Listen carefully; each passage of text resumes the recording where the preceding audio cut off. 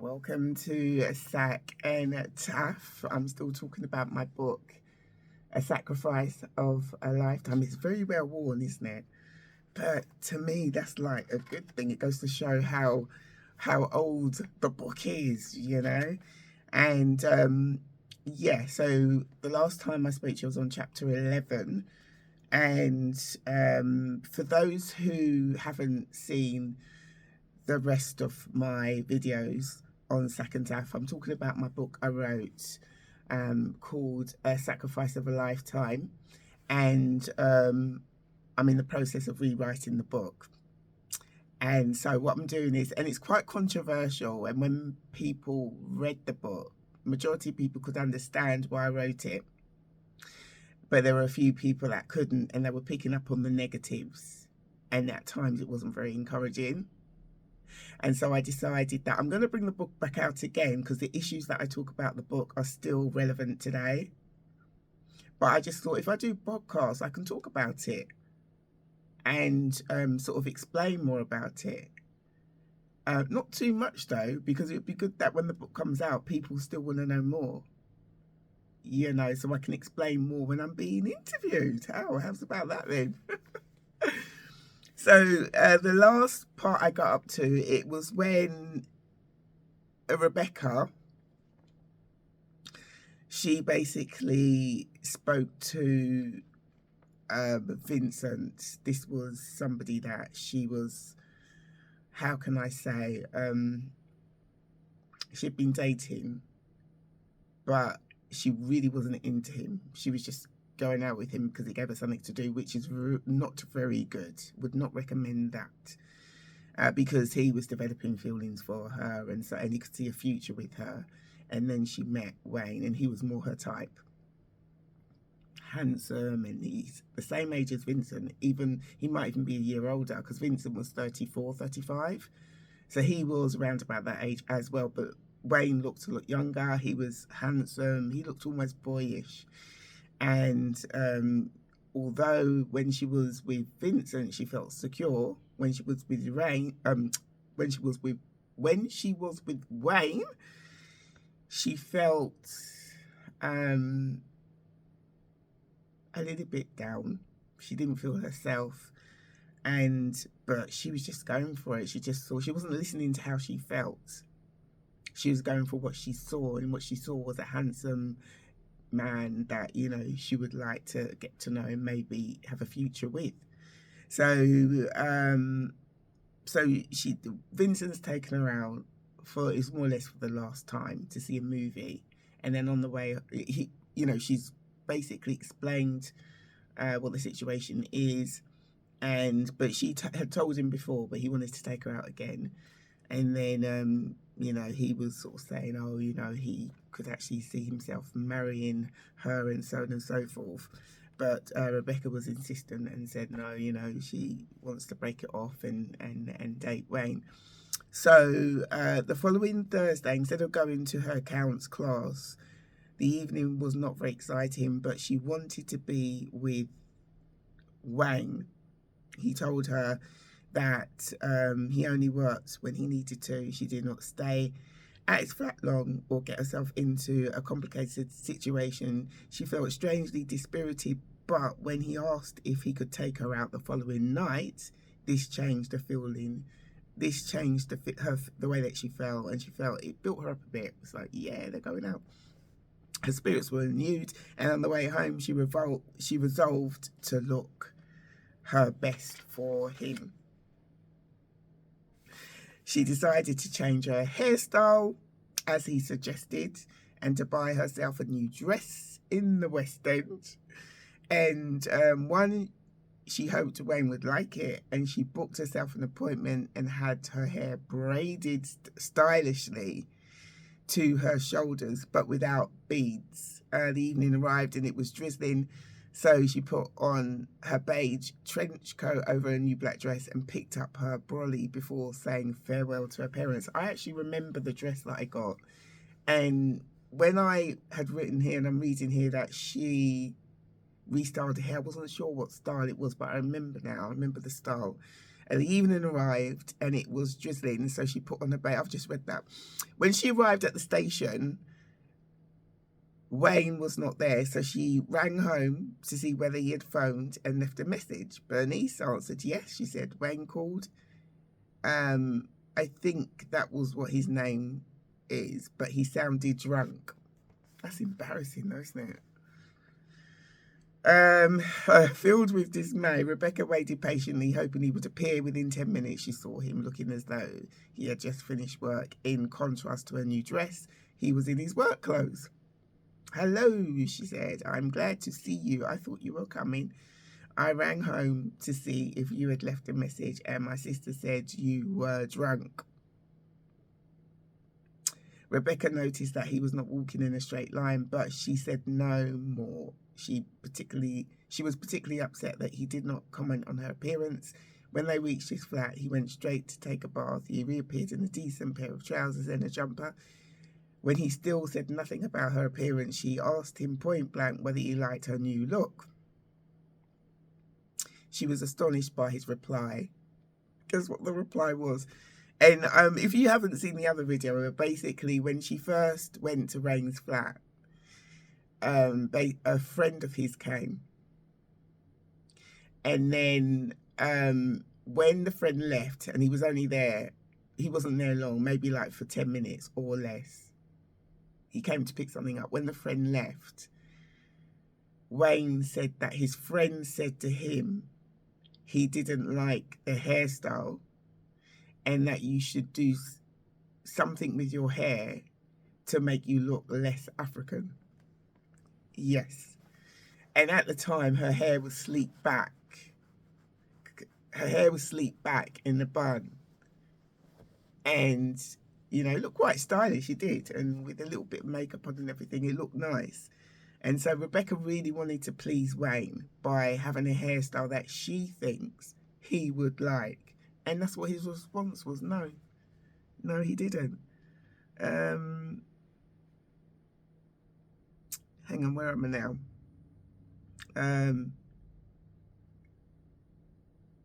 Okay, here I am, yeah.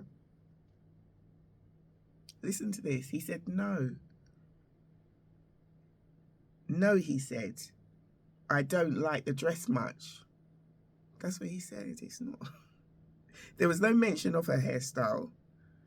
She could not, well, I mentioned it, or she mentioned it. In the book that I'm reading, The Sacrifice of a Lifetime, I'm Rebecca. So I'm sort of talking about, you know, things that happened to me at the moment. And at this stage, Rebecca's about 17 and a half, 18. So she could not believe it. I think even more than that now. She must be about 18 and a half. She could not believe that she had spent all her money and time getting a new image together to please him. Only for him to tell her that he didn't like it, but she kept her thoughts to herself. They left the flat and walked to an Indian restaurant nearby. Rebecca was not used to eating in restaurants and was nervous. In fact, she sat down at the table with her raincoat still on before she realised that the waiter was expecting her to take the raincoat from her. Hang on, where am I now? Yeah. So she saw that Wayne was slightly amused by the situation. And they both chose vegetable curry and rice. And after the meal, Wayne lit a cigarette and Rebecca relaxed in the warm comfort of the surroundings. Okay. Now I'm just thinking that I'm sort of saying that I feel a bit nervous being in the restaurant. Next minute I'm saying that I relaxed. Maybe I must have felt a bit relaxed then. Oh dear. Anyway,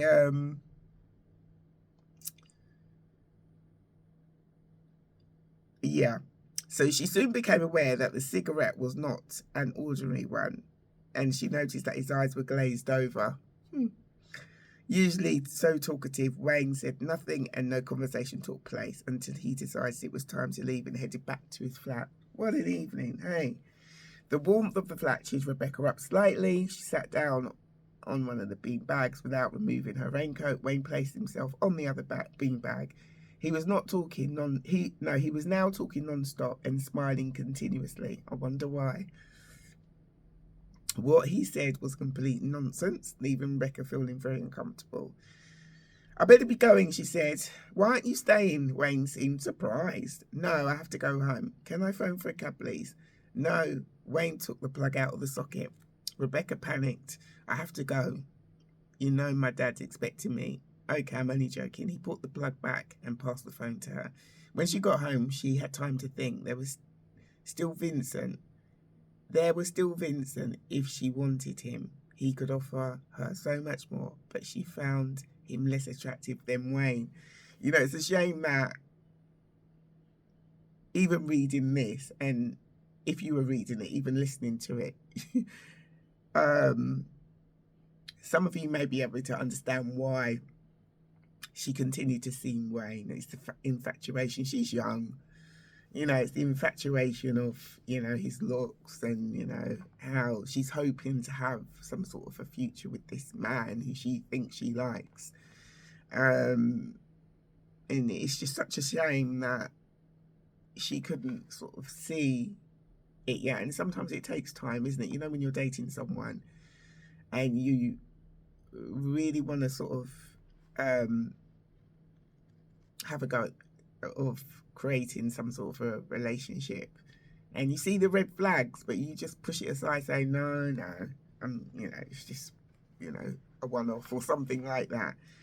And so I guess it's easily done, isn't it? It's easy to sit down and listen to someone talk about a relationship and clearly see the red flags, but when you're in it, sometimes you might be able to see the red flags, but you just sort of push it aside and try and pretend that everything's all right, you know?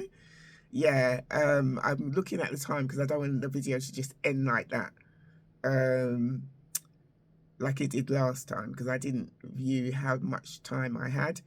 Yeah, so,